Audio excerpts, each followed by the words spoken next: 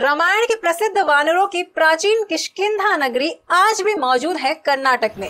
हिंदू धर्म को मानने वाले लोगों को राम जी के प्रति हनुमान जी की भक्ति के बारे में अच्छे से पता होगा। राम जी का जन्म अयोध्या में हुआ था और हनुमान जी का किष्किंधा नगर के अंजनादि पर्वत पे। रामायण महाकाव्य के अनुसार किष्किंधा वही नगरी है जहां प्रभु श्री राम और हनुमान जी की पहली बार मुलाकात हुई थी। विद्वानों का कहना है कि किष्किंधा वानर राज बाली की नगरी है और इसकी परंपरा लगभग 17 लाख वर्ष पुरानी है। आपको जानकर आश्चर्य होगा कि ये नगर दक्षिण भारत के कर्नाटक में आज भी मौजूद है, जहां आज भी बड़ी संख्या में वानर दिखाई देते हैं। ज्यादा हैरानी की बात तो ये है कि यहाँ के वानरों और नगर वासियों के बीच काफी गहरी दोस्ती भी देखने को मिलती है। आप इस प्राचीन किष्किंधा नगर के बारे में और भी जानकारी प्राप्त करना चाहते हैं तो हमारे साथ वीडियो के लास्ट तक बने रहें। किष्किंधा, जिसे आज कर्नाटक का हम्पी शहर कहा जाता है, ये तुंगभद्र नदी के किनारे स्थित है। तुंगभद्र नदी कर्नाटक की प्रमुख नदी है। वाल्मीकि रामायण के अनुसार किष्किंधा पहले बाली और बाद में सुग्रीव का राज्य था। प्रेजेंट टाइम में कर्नाटक के कोप्पल और बेल्लारी जिले का एरिया ही प्राचीन किष्किंधा नगरी था। इसी जगह ब्रह्मा जी का बनाया हुआ पंपा सरोवर, हनुमान जी का जन्म स्थान अंजनादि पर्वत, बाली की गुफा और ऋषिमुख पर्वत भी है। प्राचीन समय में किष्किंधा दंडकारण्य वन का एक हिस्सा हुआ करता था। दंडकारण्य वन का विस्तार विंध्याचल से शुरू होकर दक्षिण भारत के समुद्री क्षेत्र तक पहुंचता था। कहते हैं इसी दंडकारण्य में वानरों की राजधानी हुआ करती थी। प्राकृतिक रूप से ये बेहद खूबसूरत जगह है। वाल्मीकि रामायण के अनुसार प्रभु श्री राम को जब 14 वर्षों का वनवास मिला था तो उन्होंने पंचवटी में अपनी कुटिया बनाई थी। माता सीता और भाई लक्ष्मण के साथ पंचवटी में रहते हुए ही रावण ने छल करके माता सीता का अपहरण कर लिया था। सीता जी की तलाश में जब श्री राम जी पंचवटी से दक्षिण दिशा की ओर आगे बढ़ने लगे तो करीब 1255 किलोमीटर की यात्रा करने के बाद श्री राम जी किष्किंधा राज्य पहुंचे थे और उस समय किष्किंधा राज्य रामेश्वरम से लगभग 25 किलोमीटर दूर ऋषिमुख पर्वत के पास स्थित था। यहीं पे पहली बार हनुमान जी की प्रभु श्री राम से मुलाकात हुई थी। किष्किंधा में ही राम जी ने बाली को मारकर सुग्रीव को राजा बना दिया था और इसी बात से खुश होकर सुग्रीव ने माता सीता की खोज में अपनी पूरी वानर सेना को चारों दिशाओं में भेज दिया था। प्राचीन समय में ये बाली और सुग्रीव जैसे ताकतवर वानरों की नगरी थी। शायद इसीलिए आज भी यहाँ बड़ी संख्या में वानर दिखाई देते हैं। लाल मुंह वाले, काले मुंह वाले, छोटे बड़े सभी तरह के वानरों की पूरी सेना आज भी यहाँ दिखाई देती है, लेकिन ये किसी को नुकसान नहीं पहुँचाते। किष्किंधा का अंजनादि पर्वत हनुमान जी का जन्म स्थान माना जाता है, क्योंकि यहाँ हनुमान जी के पिता केसरी और माता अंजनी रहा करते थे। अंजनी के पुत्र होने की वजह से हनुमान जी अंजनेय कहलाए। उन्हीं के नाम पे इस पहाड़ी का नाम अंजनादि पर्वत या अंजनी पर्वत रखा गया। ये एक ऊंचा पर्वत है। इस पर्वत के सबसे ऊंचे शिखर पे हनुमान जी का एक मंदिर है। यहाँ अखंड पूजा चलती रहती है और यहाँ लगातार हनुमान चालीसा का पाठ पढ़ा जाता है।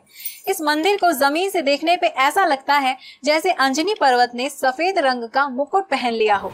इस मंदिर तक पहुंचना थोड़ा मुश्किल है, क्योंकि यहाँ तक पहुंचने के लिए 500 से अधिक सीढ़ियां चढ़नी पड़ती हैं। शायद ये मुश्किल ही लोगों के लिए इस मंदिर को और भी ज्यादा खास बना देती है। सीढ़ियां चढ़ते समय दिखाई देता है कई जगह सीढ़ियां पहाड़ियों को काटकर बनाई गई है, तो कई जगह पे सीढ़ियां पहाड़ों के बीच गुफाओं के अंदर से बनाई गई हैं। मंदिर तक पहुंचने के बीच यहाँ से प्रकृति के खूबसूरत नजारे देखने को मिलते हैं। इतनी लंबी चढ़ाई चढ़ने के बाद भी हनुमान मंदिर में दर्शन करने के बाद आपको एक अलग आनंद महसूस होगा। इस ऊंचाई से आप पूरे किष्किंधा शहर का खूबसूरत दृश्य भी देख सकते हैं। यहाँ से आपको ऊंची ऊंची पहाड़ियां, चारों तरफ फैली हुई हरियाली और उनके बीच से इठलाती हुई स्वच्छ निर्मल तुंगभद्रा नदी देखने का अवसर प्राप्त होगा। अंजनादि पर्वत की एक खूबी ये भी है कि इसका ऊपरी सिरा बिल्कुल हनुमान जी के चेहरे की तरह दिखता है। अंजनी पर्वत के दर्शन के बाद आप पहाड़ियों से घिरे ब्रह्म सरोवर पे जा सकते हैं, जो कि यहाँ से बिल्कुल पास में है। इसे पंपा सरोवर भी कहते हैं। लोगों का कहना है कि पूरी धरती पर ब्रह्मा जी ने सिर्फ 4 सरोवर बनाए थे। ये उन्हीं में से एक है। इस सरोवर में 12 महीने कमल के फूल खिले रहते हैं। मान्यता के अनुसार इस पंपा सरोवर में स्नान करने से सभी पापों से मुक्ति मिल जाती है।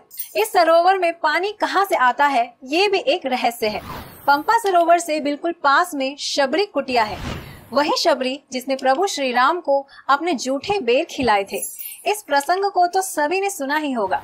शबरी कुटिया से सटा हुआ माँ लक्ष्मी का मंदिर भी है। वानर राज बाली जिस गुफा में रहता था वो भी लोगों के लिए आकर्षण का केंद्र है। गुफा थोड़ी अंधेरी है लेकिन काफी लंबी चौड़ी है। यहाँ एक साथ कई लोग अंदर जा सकते हैं।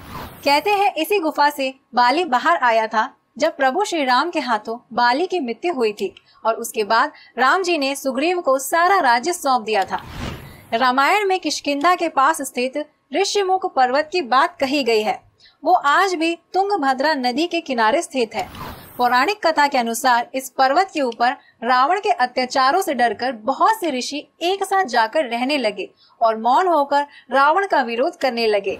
जब रावण विश्व विजय प्राप्त करने के लिए इस पर्वत के पास से निकला तो उसने पर्वत के ऊपर एक साथ इतने ऋषियों को देखकर अपने सैनिकों से उसका कारण पूछा। तो उसके राक्षस सैनिकों ने उसे बताया कि आपके डर से यहाँ ऋषि लोग मौन होकर आपका विरोध कर रहे हैं। ये सुनकर रावण ने क्रोध में आकर पर्वत में छिपे सारे ऋषियों को मार डाला। कहते हैं कि उन ऋषियों के अस्थि अवशेषों से यहाँ पहाड़ बन गया। तभी से इस पर्वत को ऋषिमुख पर्वत के नाम से जाना जाता है। एक अन्य पौराणिक कथा के अनुसार इसी पर्वत पे ऋषि मतंग का आश्रम भी था। वानर राज बाली ने एक असुर का वध करके मतंग ऋषि के आश्रम के पास उसका शव फेंक दिया था, जिसके रक्त की कुछ बूंदें आश्रम पे भी पड़ गई। मतंग ऋषि ने अपनी दिव्य दृष्टि से जान लिया कि ये सारे कार्य बाली ने किए हैं। उन्होंने क्रोध में आकर बाली को श्राप दे दिया कि अगर वो कभी भी ऋषिमुख पर्वत के पास भी आएगा तो वो अपने प्राणों से हाथ धो बैठेगा। कहते हैं ये बात सुग्रीव को पता चल गई थी, इसीलिए जब बाली ने सुग्रीव को देश निकाला दे दिया तो बाली से बचने के लिए सुग्रीव ने अपने साथियों के साथ इसी पर्वत पे जाकर शरण ली थी। सुग्रीव जिस गुफा में रहते थे वहां आज भी उनका एक विग्रह स्थापित है जिसकी पूजा भी की जाती है। कहते हैं राम और लक्ष्मण को ऋषिमुख पर्वत के शिखर पे सुग्रीव से मिलने के लिए हनुमान जी अपने कंधों पे बिठाकर ले गए थे। श्री राम के जन्मभूमि अयोध्या और राम भक्त हनुमान की जन्म स्थली किष्किंधा की परंपरा लाखों वर्ष पुरानी है। उस परंपरा को जिंदा रखने के लिए अयोध्या में राम मंदिर का निर्माण हो रहा है, तो दूसरी तरफ कर्नाटक के किष्किंधा में हनुमान जी के भव्य मंदिर का निर्माण भी किया जा रहा है। किष्किंधा में हनुमान जी की 215 मीटर ऊंची प्रतिमा स्थापित की जा रही है। मंदिर का निर्माण दक्षिण भारतीय शैली में किया जाएगा। हनुमान जी की 215 मीटर ऊंची प्रतिमा कॉपर प्लेट से बनाई जाएगी। मूर्ति के हृदय में प्रभु श्री राम और माता सीता विराजमान होंगे। हनुमान जी के हृदय में स्थित प्रभु श्री राम और माता सीता के दर्शन के लिए भक्तों को लिफ्ट से जाना होगा। प्रतिमा के दाएं और बाएं दोनों तरफ एक एक लिफ्ट लगाई जाएगी। ये मंदिर और प्रतिमा लगभग 12 सालों में बनकर तैयार हो जाएंगे। रामायण के प्रसिद्ध वानरों की नगरी किष्किंधा की सारी इंफॉर्मेशन हमने इंटरनेट से ली है। इसमें अपनी तरफ से कुछ भी नया जोड़ने का प्रयास नहीं किया गया और इस वीडियो के माध्यम से किसी की भी धार्मिक और व्यक्तिगत भावना को ठेस पहुंचाने का हमारा कोई इरादा नहीं है। इसी के साथ वीडियो को आगे बढ़ाते हैं। ये जानकारी अगर आप अपने दोस्तों को भी देना चाहते हैं तो वीडियो को शेयर जरूर करें, चैनल को सब्सक्राइब करें और कमेंट बॉक्स में लिखकर हमें जरूर बताएं कि आपको ये वीडियो कैसी लगी। ऐसे ही और इन्फॉर्मेटिव वीडियोस देखने के लिए हमारे फेसबुक पेज को लाइक और फॉलो करें। धन्यवाद।